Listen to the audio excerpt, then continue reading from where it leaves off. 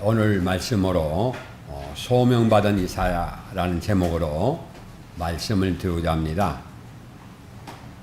소명받은 사람은 세상을 행복하게 삽니다. 여러분이 행복하지 못하다면 아직 소명을 깨닫지 못하기 때문에 그렇습니다.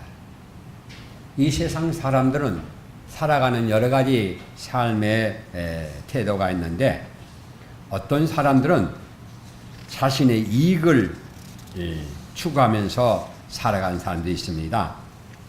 그 이기면 별짓도 다 하지요. 상대방이야 피해를 입든지 말든지 나만 이익이 되면 되는입니다. 그래서 자신의 이익을 위해서 사람을 죽이기도 하고 중상모략도 하고 못된 짓도 하게 됩니다. 무서운 사람들이지요. 또 그런가 하면 어떤 사람들은 자기 편리 중심으로 살아갑니다. 내가 편리하면 돼. 내가. 그래서 법도 질서도 필요 없습니다. 내가 편리하면 돼요. 내가 진리지요. 내가 좋을 대로 합니다. 그래서 상대방도 고려하지 않습니다. 내가 편하면 돼요. 이러한 신앙인들도 있죠. 내 중심이 아니라 하나님 중심이 신앙생활입니다. 근데 그 신앙생활도 내 편리할 대로 하는 거예요. 그래서 교회가 좀 멀어지면 아이고 멀구나, 가까운 데로 가야겠다. 그건 자기 편리주의예요. 하나님 믿는 것 같으면 자신의 중심입니다. 제가 목회를 하면서 편리주의로 신앙생활 하는 걸 보면요, 신앙을 하다가 도중 하차하더라고요. 왜? 왜 그러죠? 내 중심이니까. 하나님 중심이 아니에요. 어떤 사람은 그럽니다. 내 남편 예수 믿도록 하기 위해서 내가 가까운 데로 가야겠다. 그 사람 꼭 예수를 안 믿더라고요. 보니까 안 해요. 못 해요. 왜? 보통 자기 중심이거든요. 하나님 중심이 아니거든요. 그럴 것 같아. 자기 편리 중심이야. 아닙니다. 신앙만큼은 뭐 해야 한다? 고수해야 돼요. 진리는 변하지 않기 때문에 믿음으로 나가는 거예요. 그래야만 거기 성공해요. 성공. 또 어떤 사람들 보면요, 쾌락 중심으로 살아가는 사람이 있어요. 재미있어야 된대요.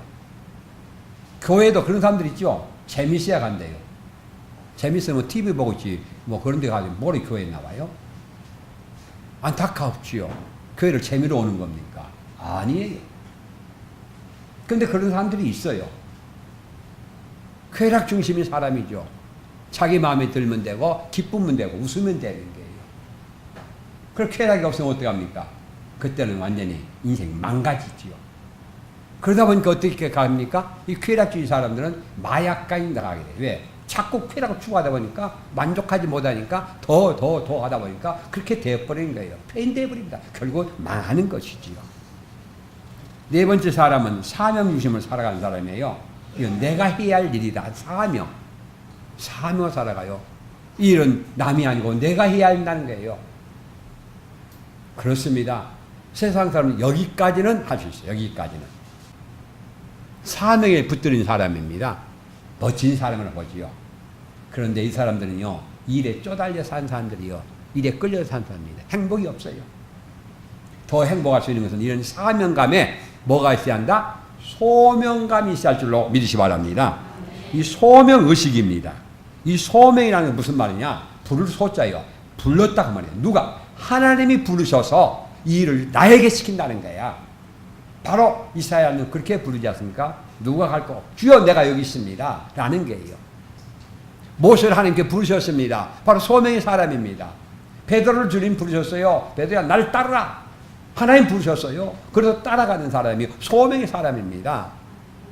그래서 바울 사도는 늘 서신에서 말하기를 하나님의 부름받은 사도인 바울 나 자신은 이렇게 소개하거든요. 바울 사도는 늘 이 소명을 이야기해요. 소명. 모든 서신에 이걸 소개하고 있거든요. 나는 내가 원하는 것이 아니고 주의 종이요, 하나님 그리스도의 종이요, 나는 하나님의 사람이요, 사도인 바울이요, 이렇게 소명을 이야기하고 있어요. 그렇기 때문에 이런 소명이 찬 사람이기 때문에 행복하지요. 고난받고 역경당하더라도 행복하는 거야.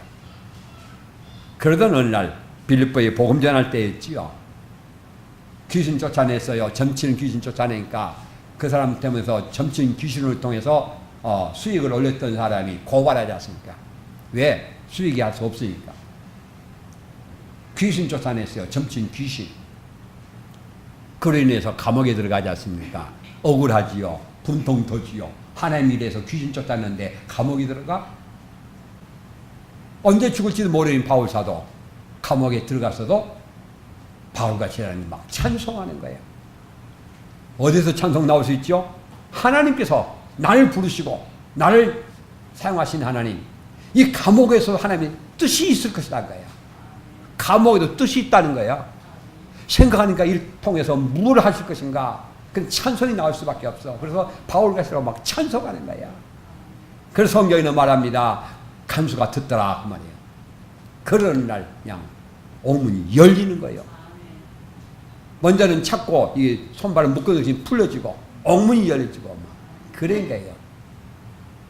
그러다가 간수장이 이렇게 꺼벅꺼벅 돌다가 눈 떠보니까 문이 열려졌어요. 지켜야 할 그 죄수들이 다 도망간 줄 알고 이제 인생을 포기하면 자결을 하려고 하지 않습니까? 바울사도가 어떻게 하겠어요? 하나님 뜻이 있는 줄 알고 찬송했던 그가 뭐 도망가겠어요? 그래서 거기서 그 간수를 구원 얻게 하지 않습니까? 할렐루야. 하나님께서는요, 하나님은 뜻이 있는 줄 믿어져 있는 것이에요. 여기에 있는 것, 여기에 있는 것이 이 자리에 있는 것. 그래서 상담하게서 그러죠. Here and now 그러죠. 여기에, 지금 그 말이에요. 과거도 중요합니다. 미래도 중요합니다. 그러나 뭐예요? 현재 여기에 있는 나. 주여 여기 있나이다. 여기. 여기가 중요합니다. 우리에게는요. 여기가. 현재 있는 내 위치. 지금. 미래도 과거도 아니고 지금입니다. 지금. 사랑하는 성도들이요.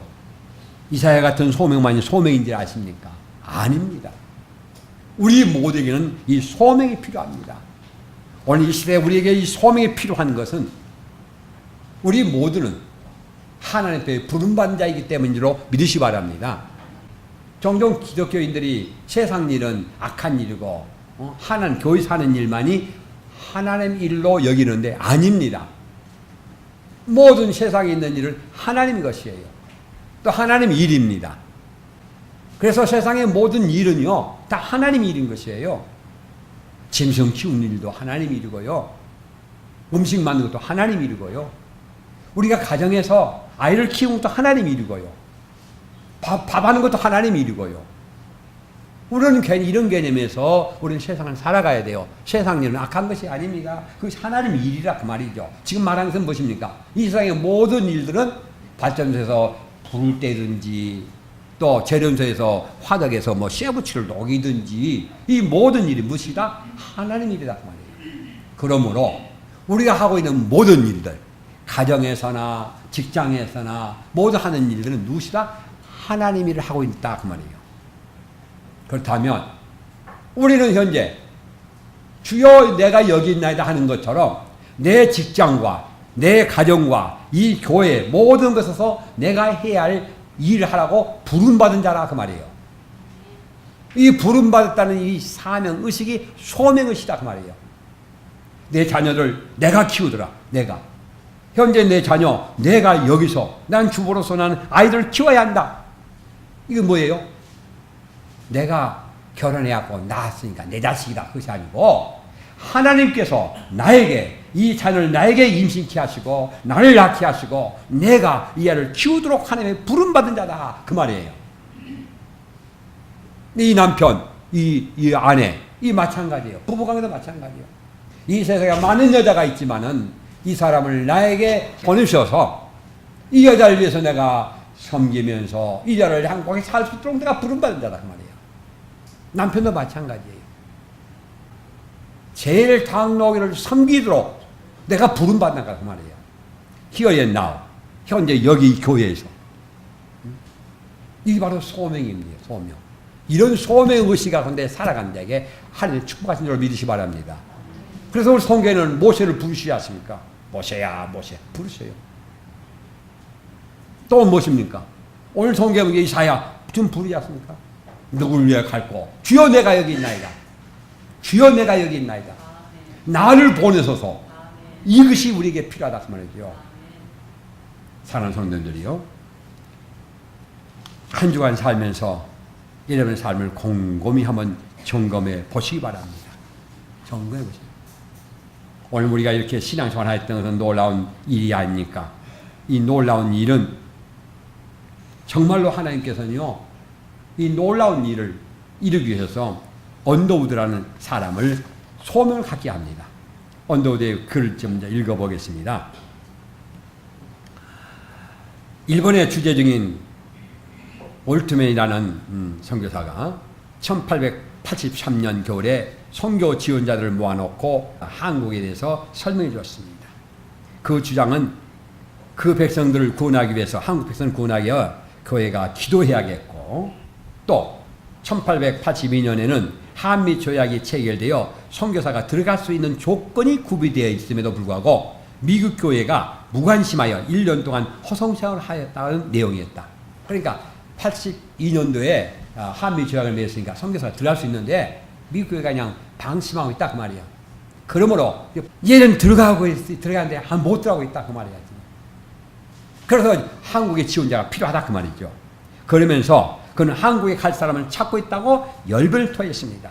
나는 그때 인도에 갈 생각으로 의학 공부를 했으며 한국에 갈 사람은 따로 있는 것으로 생각했습니다. 바로 이때에 나에게 하늘의 메시지가 들려왔습니다. 너는 왜 못 가나? 너는 왜 못 가니? 라는 음성이었다 그 말입니다. 그러나 인도에 대한 선교 희망이 한국행을 막았고, 나 인도 가려고 했는데 한국 생활을 못 해봤다 그 말이에요. 막았고, 또 실제로 한국의 문이 닫혀 있는 것 같았다. 난 2차례나 선교 본부에 가서 한국행을 간청하였지만 쓸데없는 말을 하고 핀잔을 받았다. 한국 가겠다 했더니 그거 안 된다고 얘기하겠다는 거죠. 이제 나에게는 본국에 머물러 목회를 하거나 인도에 가는 길밖에 없는 것 같다. 나는 이렇게 머뭇거리는 상태에서 뉴욕의 어느 교회로부터 청빙받았다. 나는 이 청빙에 응하기로 하여 수락하는 편지를 우체통에 넣으려고 하였다. 그 순간에 한국에 갈 사람은 없는가? 라는 생각이 탁 들더래요. 한국은 어찌할 것인가? 라는 소리가 귀에 쟁장에 들렸습니다. 언더드 이야기입니다. 지금. 이때 나도 모르게 손에 쥐었던 편지를 호짐에 집어넣고 단숨에 중앙통에 있는 선교본부에 찾아갔습니다. 나는 수석석인 앨런 우드를 만났습니다. 며칠 후 그에게 받은 기별은 다음 회에 내가 선교사로 임명될 것이라는 내용이었습니다. 그래서 결국 한국 선교사의 명을 받고 한국에 와서 오늘의 이 우리 복음이 이루어졌다 하는 것입니다. 사랑하는 성도들이요, 우리는 일을 알아야 됩니다. 설교를 들으면서 일을 하면서 들려진 하나님의 음성을 여러분 쫑긋 하십시오. 우리 여기는 모든 CBS 방송, MBC 방송, KBS 방송 막 있지만요, 안테나를 거기다 꽂을 때 그 소리가 들리는 거예요. 요즘은 자동 채널이기 때문에 리모컨으로 뭐 채널 탁 나오지요. 참 편하게 됐어요. 그러나 어떻게 합니까? 그것이 넘버가 무엇입니까? 채널을 KBS에 맞춘 거예요. MBC에 맞춘 거예요. 그래야만 MBC 방송이 나오고 KBS 방송이 나오고 CBS 방송이 나오는 거예요. 채널을 맞춰야 돼요. 이제 우리는 어떻게 해야 됩니까? 하나님의 음성 듣는 채널을 맞추기 바랍니다. 무슨 일을 하든지 하나님 내가 어떻게 할까요? 한 뜻이 무엇입니까? 라고 채널을 맞추자 그 말이에요. 그래서 언더우드가 채널 한테 맞추고 있으니까 하나님께서 어떻게 해요? 우체통에 눌러갈 때 하나님께서 그 채널을 맞춰서 어떻게 해요? 소리가 들리는 거야. 한국은 누가 할 것이고 어찌 할 것인가? 그러면서 한국에 대한 소명의식을 갖게 되는 거야. 소명의식. 언더우드의 여러분 기도 제목 아시죠? 그 당시 한국은 어두운 나라였어요. 구원의 희망조차 없던 나라예요. 척박한 나라였어요. 그러나 사명 붙들고 이 소명 가지고 나왔더니만 오늘 우리 예배가 드리는 이 귀한 역사가 이룬 줄로 믿으시 바랍니다. 소명이 차요. 소명. 하나님이 날 일을 시킨다는 거야. 하나님이. 뭐 성교만이 아닙니다. 우리 현재 있는 내 위치에서 이 일을 하나님이 나를 시키셨다 그 말이에요. 이 자녀 하나님이 나에게 보내주셨다는 거야. 이 자녀 어떻게 생활하다 부부 생활하다 보니까 나은 것이 아니다 그 말이에요. 하나님이 보내주셨다는 거야.